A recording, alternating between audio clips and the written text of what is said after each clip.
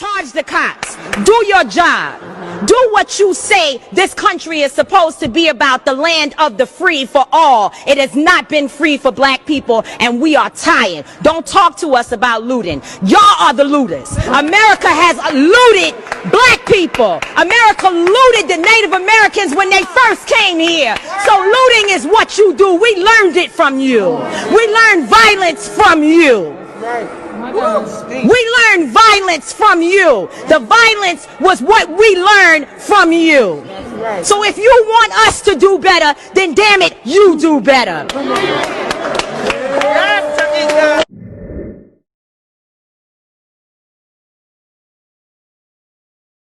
Hey, what's going on, everybody? You know what's really interesting about what's happening in America right now is that a lot of people don't seem to realize how dominoes connect, how one piece knocks another piece that knocks another piece, and in the end creates a giant wave. Each story seems completely unrelated, and yet at the same time, I feel like everything that happens in the world connects to something else in some way, shape, or form. And I think this news cycle that we witnessed in the last week was a perfect example of that.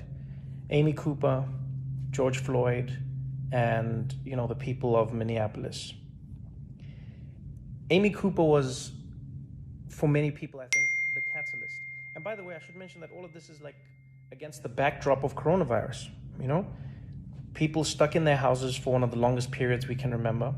People losing more jobs than anyone can ever remember. People struggling to make do more than they can ever remember. And I think all of that compounded by the fact that there seems to be no genuine plan from leadership. Like, no one knows what's going to happen. No one knows how long they're supposed to be good, how long they're supposed to stay inside, how long they're supposed to flatten the curve. No one knows any of these things. And so what happens is you have a group of people who are stuck inside. All of us as society, we're stuck inside.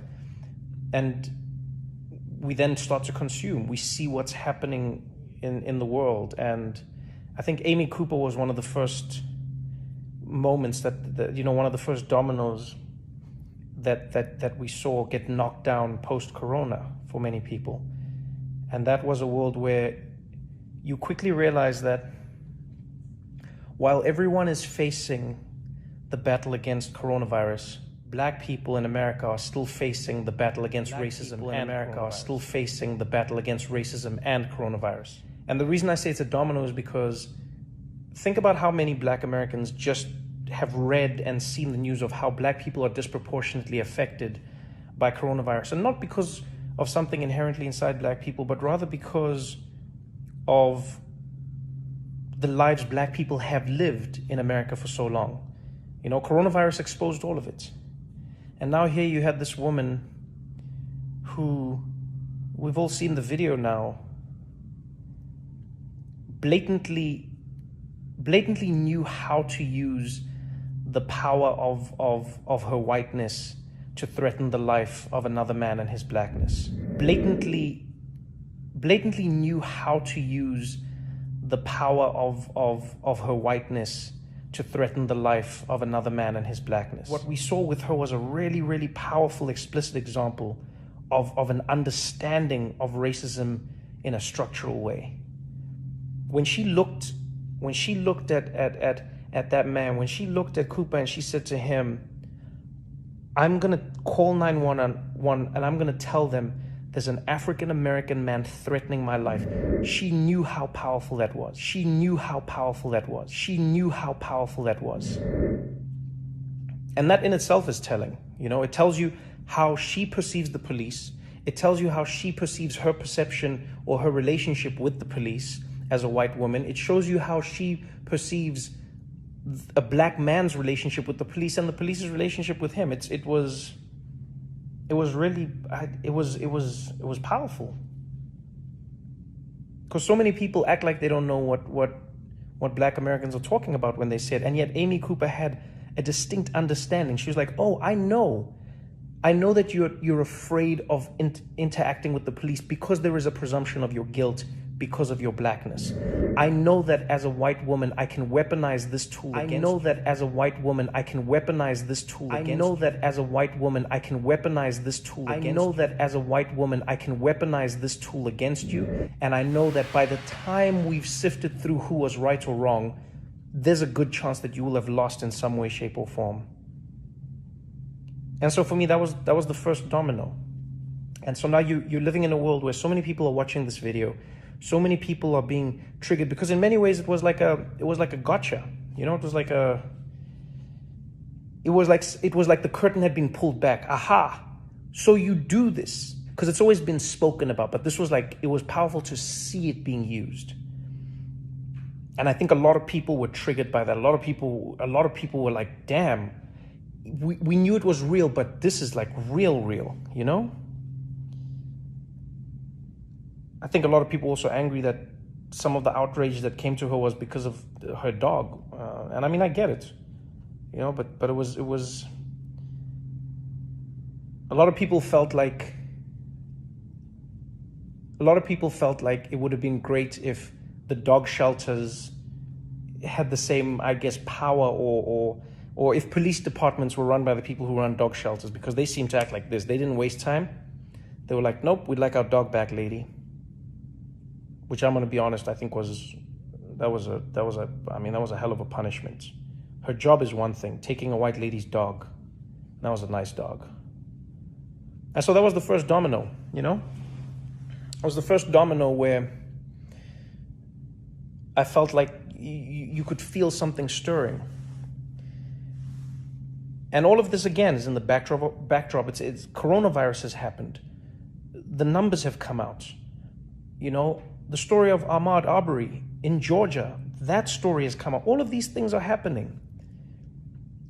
And then the video of George Floyd comes out. And I don't know what made that video more painful for people to watch. The fact that that man was having his life taken in front of our eyes, the fact that we're watching someone being murdered by someone whose job is to protect and serve, or the fact that he seemed so calm doing it, you know? Oftentimes we always told that police feared for their life. It was like a threat. And you know, you always feel like an asshole when you're like, you didn't fear for your life. Why did you fear for your life? How did you fear? But now more and more we're starting to see that it's like, no, it doesn't seem like there's a fear. It just seems like you can do it, so you did it. You can do it, so you did it. You can do it, so you did it. You can do it, so you did it. There was a black man on the ground in handcuffs, and you could take his life, so you did. Almost knowing that there would be no ramifications. And then again, everyone on the internet has to watch this. Everyone sees it. It floods our timelines as people. And I think one ray of sunshine for me in that moment was seeing how many people instantly condemned what they saw. You know, and maybe it's because I'm an optimistic person, but I don't think I've ever seen anything like that, especially not in America. I haven't seen a police video come out and just see across the board. I mean, even Fox News commentators and police chiefs from around the country immediately condemning what they saw. No questions, not what was he doing, not just going, no, what happened here was wrong. It was wrong. This person got murdered on camera. What happened here was wrong. It was wrong. This person got murdered on camera. And then the police were fired. Great. But I think what people take for granted is how much for so many people that feels like nothing, you know? How many of us as human beings can take the life of another human being and then have firing be the worst thing that happens to us? And yes, we don't know where the case will go, don't get me wrong, but it feels like there is no moment of justice. There is no, you know, if you're watching a movie, you'd at least want the cops, you'd want to see the perpetrators in handcuffs. You'd want to see the perpetrators facing some sort of justice. Yes, they might come out on bail, etc., but I think there's a lot of catharsis that comes with seeing that justice being doled out. When the riots happened, that for me was an interesting culmination of everything. I saw so many people online saying, These riots are disgusting. This is not how a society should be run. You do not loot and you do not burn and you do not, this is not how our society is built. And that actually triggered something in me where I was like, man, okay, society, but what is society? And fundamentally, when you boil it down, society is a contract. It's a contract that we sign as human beings amongst each other. We sign a contract with each other as people, whether it's spoken or unspoken, and we say, amongst this group of us, we agree in common rules, common ideals, and common practices that are going to define us as a group. That's what I think a society is. It's a contract. And as with most contracts, the contract is only as strong as the people who are abiding by it. But if you think of being a black person in America who is living in Minneapolis or Minnesota or any place where you're not having a good time, ask yourself this question when you watch those people. What vested interest do they have in maintaining the contract? What vested interest do they have in maintaining the contract? Why don't we all loot? Why doesn't everybody take? Because we've agreed on things. There are so many people who are starving out there. There's so many people who don't have. There are people who are destitute. There are people who, when the virus hit and they don't have a second paycheck, already broke, which is insane, but that's the reality. But still, think about how many people who don't have, the have-nots, say, you know what, I'm still going to play by the rules even though I have nothing, because I still wish for this society to work and exist. And then some members of that society, namely black American people, watch time and time again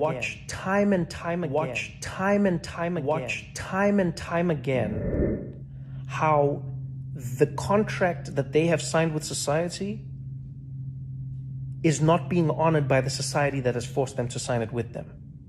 When you watch Ahmaud Arbery being shot, and you hear that those men have been released, and were it not for the video and the outrage, those people would be living their lives. What part of the contract is that in society? When you see George Floyd on the ground and you see a man losing his life in a way that no person should ever have to lose their life, at the hands of someone who's supposed to enforce the law, what part of the contract is that? And a lot of people say, well, what good does this do? Yeah, but what good doesn't it do? That's the question people don't ask the other way around. What good does it do to loot Target? How does it help you to loot Target? Yeah, but how does it help you to not loot Target? Answer that question. Because the only reason you didn't loot Target before was because you were upholding society's contract. There is no contract if law and people in power don't uphold their end of it. And that's the thing I think people don't understand sometimes, is that we need people at the top to be the most accountable, because they are the ones who are basically setting the tone and the tenor for everything that we do in society.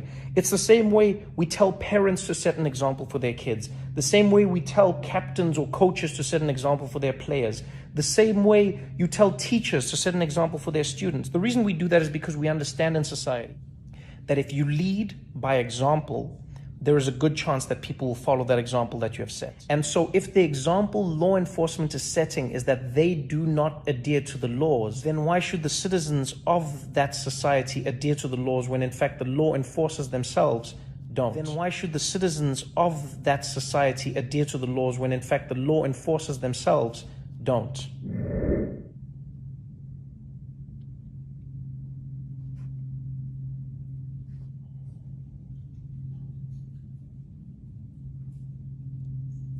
There's a really fantastic chapter in Malcolm Gladwell's book, David and Goliath, where he talks about the principles. What is it? He talks about the principles of legitimacy.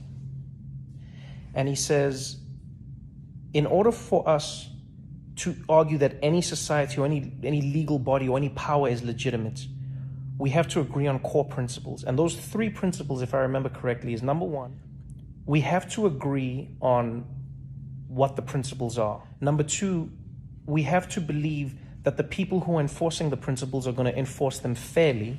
And number three, we have to agree that everyone in that society is going to be treated fairly according to those principles.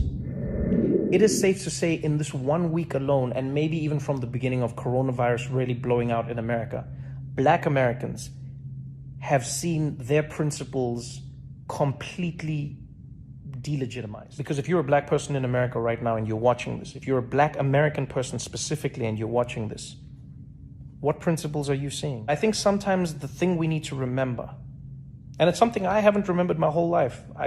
You start to learn these things, you know, when you travel the world, when you read, when you learn about society, I think is that like, when you are a have and when you are a have-not, you see the world in very different ways. And a lot of the time people say to the have-nots, this is not the right way to handle things. When Colin Kaepernick kneels, they say, this is not the right way to protest. When Martin Luther King had children as part of his protest in Birmingham, Alabama, people said having children as your protest is not the right way to do things. When he marched in Selma, people said this is not the right way to do things. When people marched through the streets in South Africa during apartheid, they said this is not the right way to do things. When people burn things, they say it's never the right way, because there is never a right way to protest. And I've said this before, there is no right way to protest, because that's what protest is. It cannot be right because you are protesting against a thing that is stopping you. And so I think what a lot of people don't realize is the same way you might have experienced even more anger and more just visceral disdain watching those people loot that Target. Think to yourselves, or maybe it would help you if you think about that unease that you felt watching that Target being looted. Try to imagine how it must feel for Black Americans when they watch themselves being looted every single day. Because that's fundamentally what's happening in America. Police in America are looting Black bodies. And I know someone might think that's an extreme phrase, but it's not, because here's the thing I think a lot of people don't realize. George Floyd died. That is part of the reason the story became so big, is because he died. But how many George Floyds are there that don't die? How many men are having knees put on their necks? How many Sandra Blands are out there being tossed around? It doesn't make the news because it's not grim enough. It doesn't even get us enough anymore. It's only the deaths, the gruesome deaths that stick out. But imagine to yourself, if you grew up in a community where every day someone had their knee on your neck, where every day somebody was out there oppressing you every single day. You tell me what that does to you as a society, as a community, as a group of people. And when you know that this is happening because of the color of your skin, not because the people are saying it's happening because of the color of your skin, but rather because it is only happening to you and you're the only people who have that skin color. And I know there's people who say, yeah, but like, well, how come black people don't care when Black people kill? But man, that's one of the dumbest arguments ever. Of course they care. If you've ever been to a hood anywhere, not just in America, but anywhere in the world, you'd know how much Black people care about that. If you know anything about under-policing and over-policing, though, you would understand how that comes to be. The police show Black people how valuable their lives are considered by the society. And so then those people who live in those communities know how to or not deal with those lives. Because best believe, if you kill a white person, especially in America, there is a whole lot more justice than is coming your way than if you killed some Black body in a Black neighborhood somewhere. Because best believe, if you kill a white person, especially in America, there is a whole lot more justice than is coming your way.